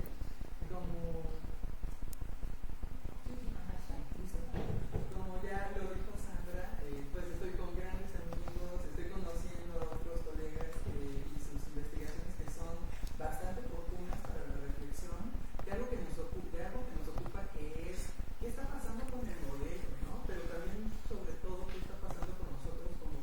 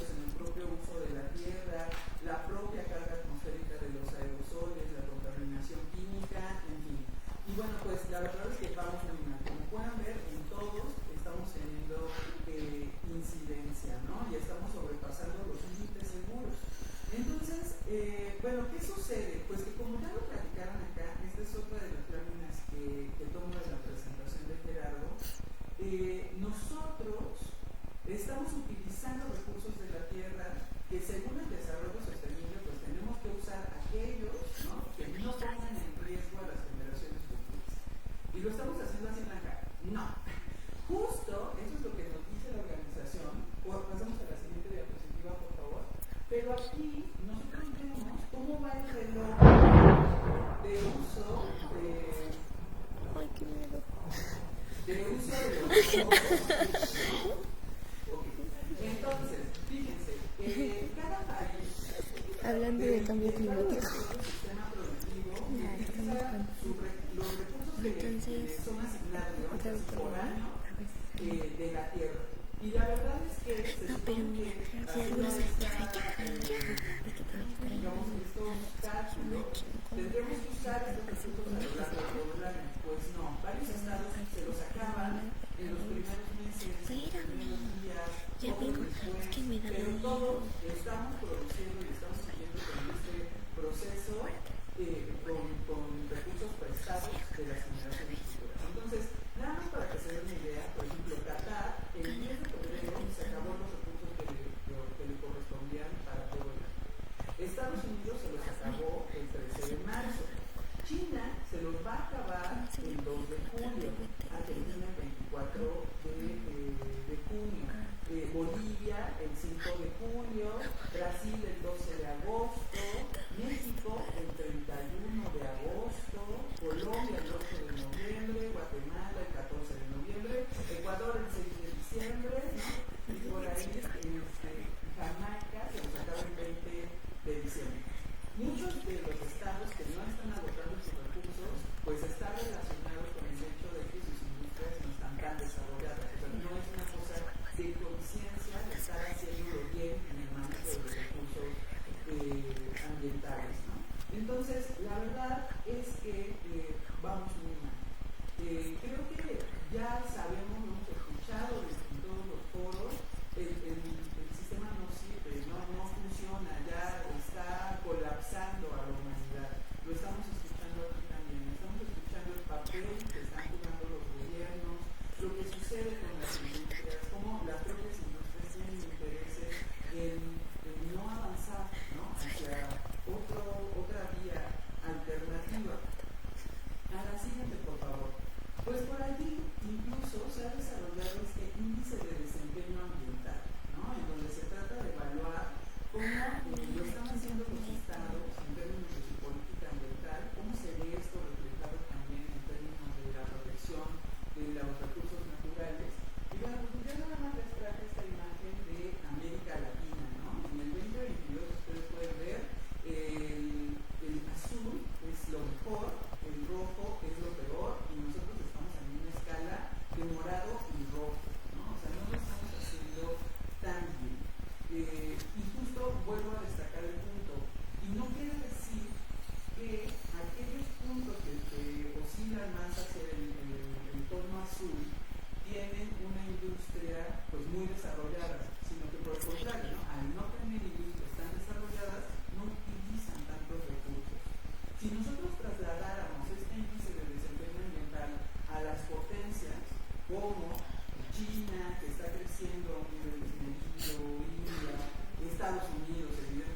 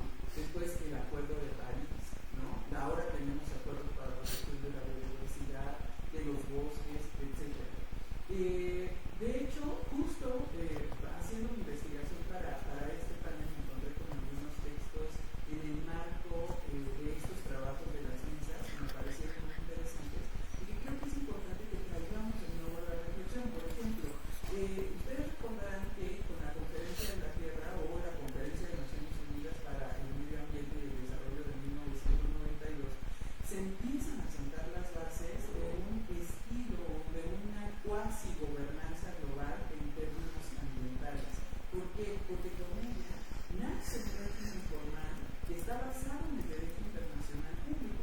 Incluso por ahí, en ese texto, Fausto Quintana explica, ¿no?, claramente que la Convención de Naciones Unidas sobre diversidad biológica, la Convención Marco de las Naciones Unidas sobre Cambio Climático, la Convención de las Naciones Unidas para la lucha contra la desertificación, el instrumento políticamente no vinculante sobre el cuidado de los bosques de todo tipo, forman parte de este acervo del derecho internacional público para tratar de salvar, ¿no?, a la naturaleza, o de darle atención a los problemas de la naturaleza. La siguiente diapositiva. Si nosotros analizamos incluso la Convención Marco de las Naciones Unidas sobre el Cambio Climático, también encontramos una estructura de gobernanza global. ¿Qué es esto? Bueno, pues su objetivo, recordemos, es abordar globalmente el tema del cambio climático.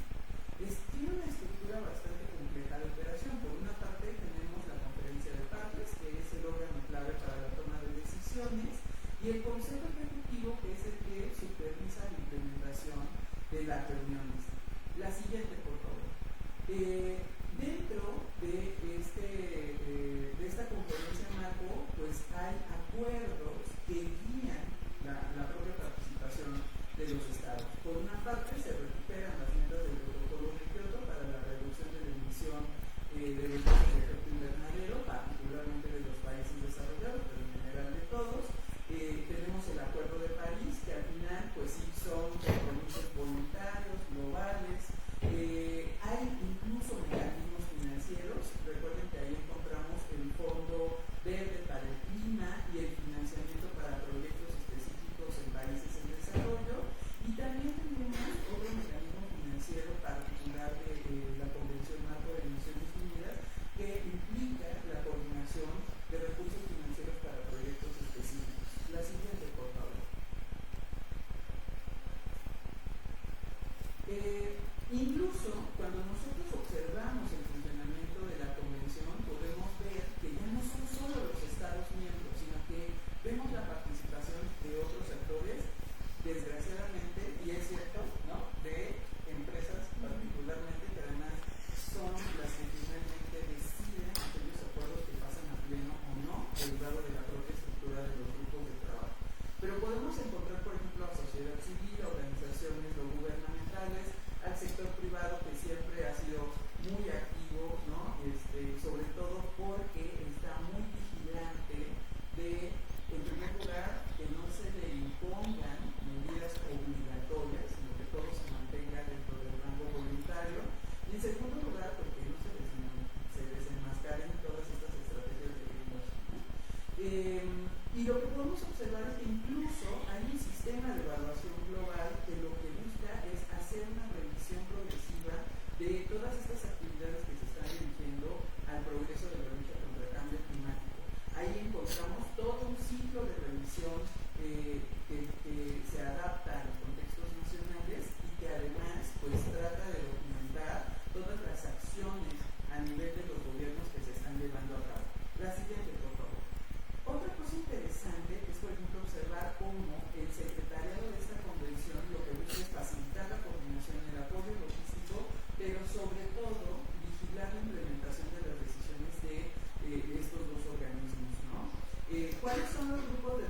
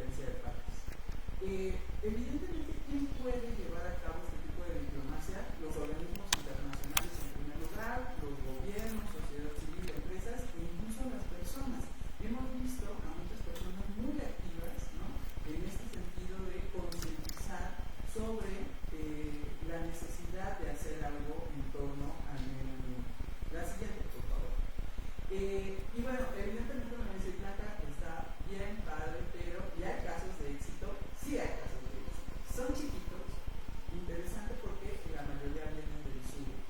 Y yo creo que sí sientan sobre la mesa aquellos temas en los que sí podemos trabajar y en los que podemos ir desarticulando estas narrativas que han sostenido un modelo que ya sabemos que es insostenible.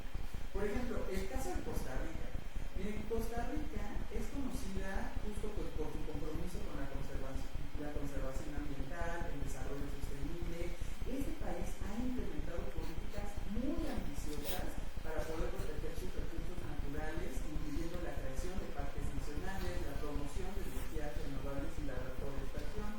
De hecho, gracias a estas políticas, Costa Rica ha logrado revertir la deforestación, ha logrado aumentar la cobertura forestal en las últimas décadas y además se ha convertido en un líder mundial de turismo sostenible, ¿no? Entonces, bueno, es muy interesante lo que ha hecho en torno a estas prácticas de conservación y ha sido muy activo para proponerlo dentro de la región en las discusiones que se llevan a cabo dentro de las mesas de cooperación. Entonces, ahí está una pequeña luz, ¿no? Después, ¿cuál es la otra? Bueno, del otro lado, con los estados desarrollados, pues tenemos el caso de Dinamarca. Dinamarca ha demostrado un gran compromiso con la energía renovable, la reducción de la emisión de los gases de efecto invernadero, ha establecido también, sí, buenísimo, metas muy ambiciosas, ¿no? Para la transición hacia una economía baja en carbono, ha invertido en tecnologías verdes como la energía eólica, la eficiencia energética, etc. Y lo que hemos podido observar es cómo Dinamarca está puntero dentro de, digamos, de este ranking con una reducción significativa de sus emisiones de carbono. También ha mantenido un crecimiento económico sólido, ¿no? Entonces, de repente se desafía esta idea de que si no arrasamos con la naturaleza, no crecemos. Entonces, sería interesante profundizar allí. Y otro que no quiero dejar pasar es el caso de Bután, ¿no? ¿Por qué? Porque tiene un enfoque único sobre desarrollo. Prioriza siempre la felicidad nacional. Tiene su índice de felicidad. Y yo creo que cambiar esta idea de medir el PIB por un índice de felicidad sería algo sustantivo. Y muchos otros más, ¿eh? O sea, yo creo que ahí retomar esta discusión de qué otra forma se mide, qué es bienestar, lo que decía Sandra, ¿no? El desarrollo para quién, de qué estamos hablando, qué se está buscando, pero en fin. Y es interesante porque Bután ha implementado políticas de protección de ecosistemas naturales para promover la agricultura orgánica y en todo momento conserva su riqueza cultural, su patrimonio, etc. Y es muy interesante porque a pesar de ser un país pequeño y de recursos limitados, ha logrado mantener una calidad de vida alta con la protección del medio ambiente de por medio.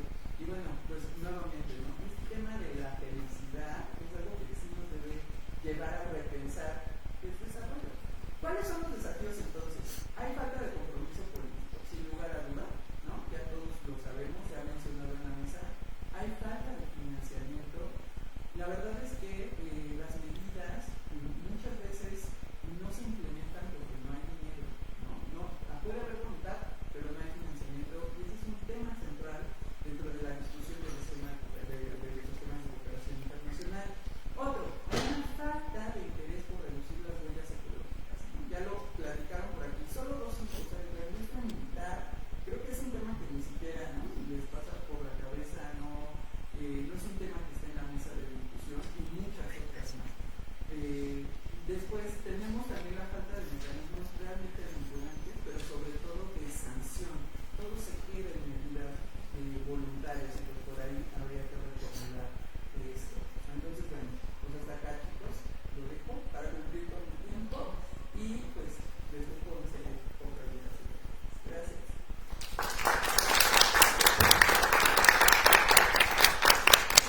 Muchas gracias, maestra. Antes de leer las preguntas en línea, quisiera preguntar al público presente si hay preguntas o comentarios.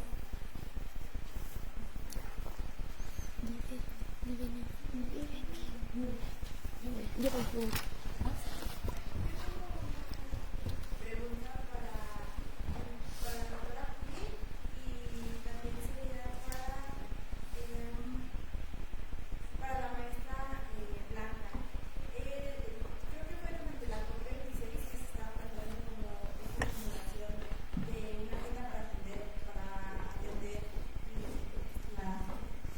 las pérdidas y daños. Entonces, quería saber por parte de la maestra Judith, pues, cuál fue su experiencia dentro de la Unión Europea y su opinión respecto a este establecimiento de este fondo, y justo a la maestra Blanca, qué es lo que opina, pues, justo en este marco que mencionaba de los financiamientos, si el establecimiento de este fondo de pérdidas y daños, pues, implicaría un cambio. Gracias.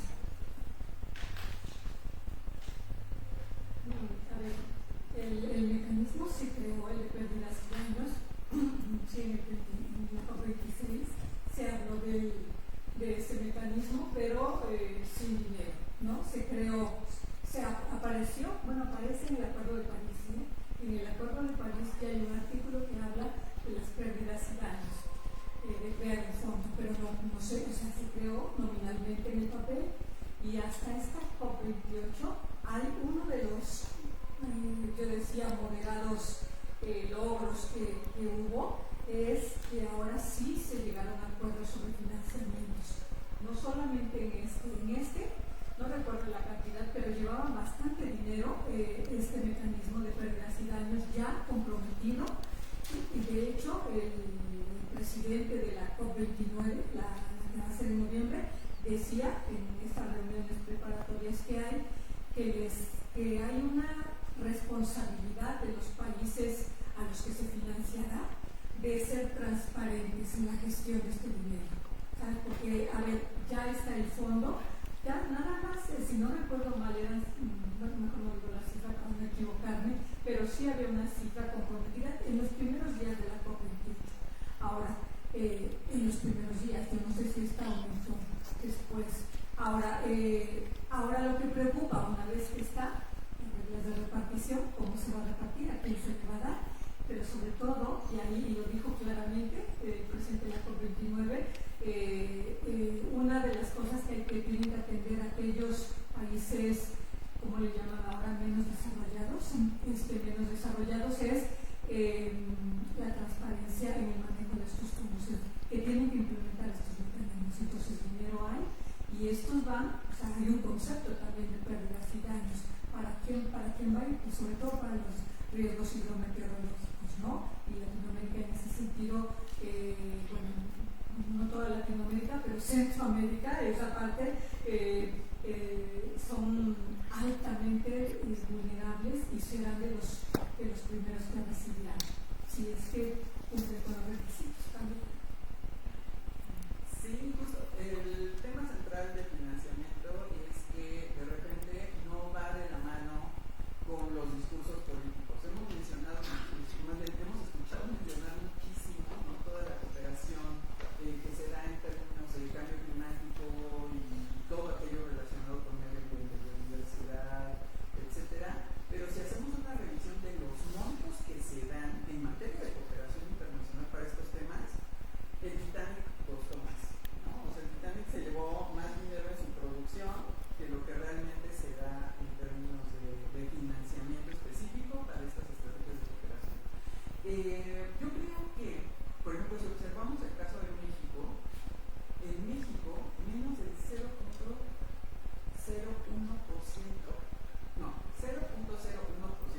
se va a tener 0.02% y por ahí hay un rango fuerte para política ambiental que va más como a gestión y como a rehacer política, ¿sabes? Como a regulación. Yo creo que la creación de estos fondos es un buen inicio, y pienso que más allá del financiamiento público tendríamos que estar volteando al financiamiento privado.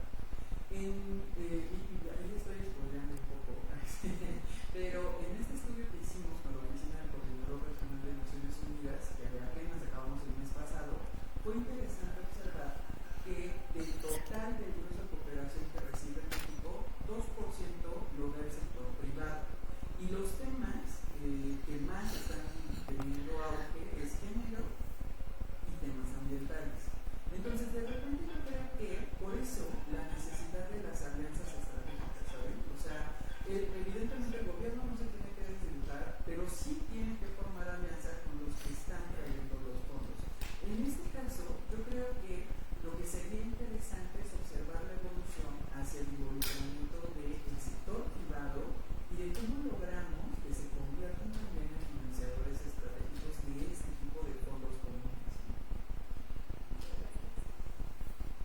Muchísimas gracias. Ya por cuestiones de tiempo acumularé las preguntas en línea y las responderemos. Primero será la doctora Canetti y después el maestro Barro. Para la doctora Canetti, ¿qué alternativas al desarrollo se podrían conseguir para lograr encarar todos los problemas que bien ha señalado durante su exposición, considerando que todos los indicadores son propuestos por el norte global y son moldeados de acuerdo con sus propios intereses y aquellas propuestas que han emanado del sur global se ven permeadas por los intereses de ciertas clases y la corrupción política? Y para el maestro Marco, si la actividad militar no se señala como un centro de impacto ambiental, ¿en quién o quiénes debe caber la responsabilidad para regular esto? Muchas gracias. Sí, gracias. Va a ser muy breve porque no es la mía. Yo creo que primero tendríamos que hacer conciencia de a qué nos referimos cuando hablamos del modelo de desarrollo, como yo traté de explicar. Y después ver hacia otras latitudes, porque hay propuestas, llamémosle de no desarrollo, como dirán los desarrollistas, que ya están funcionando incluso en México. El problema es que no son alternativas de gran alcance, o sea, con gran alcance quiere decir que no incorporan a grandes masas de población. Normalmente los ejemplos que se ven son en zonas rurales, por ejemplo en México, en Michoacán, en Guerrero, en Chiapas, ¿no?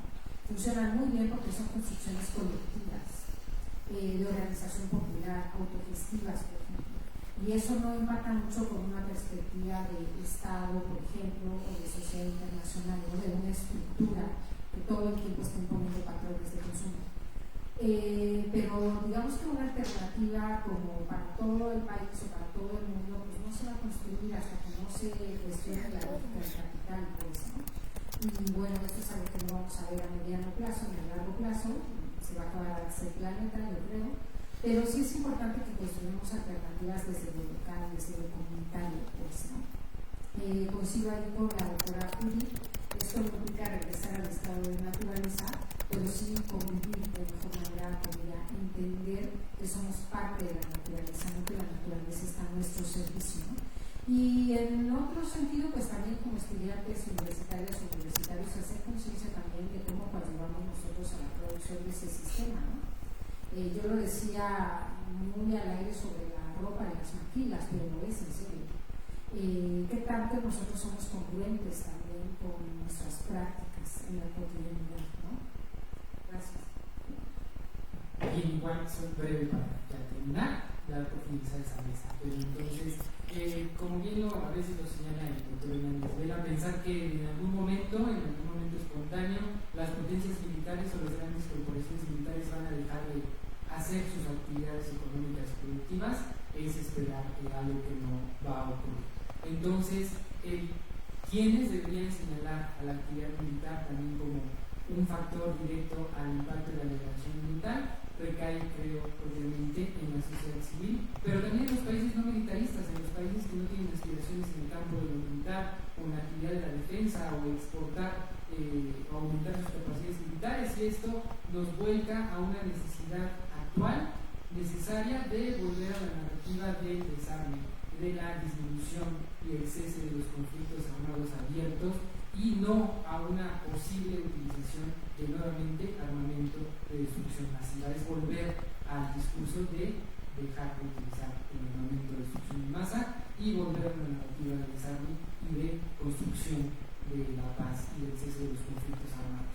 Y insisto, como concluí, si se busca el establecimiento de la paz y el cese a los conflictos armados, también estamos haciendo un bien directamente al impacto de la degradación ambiental.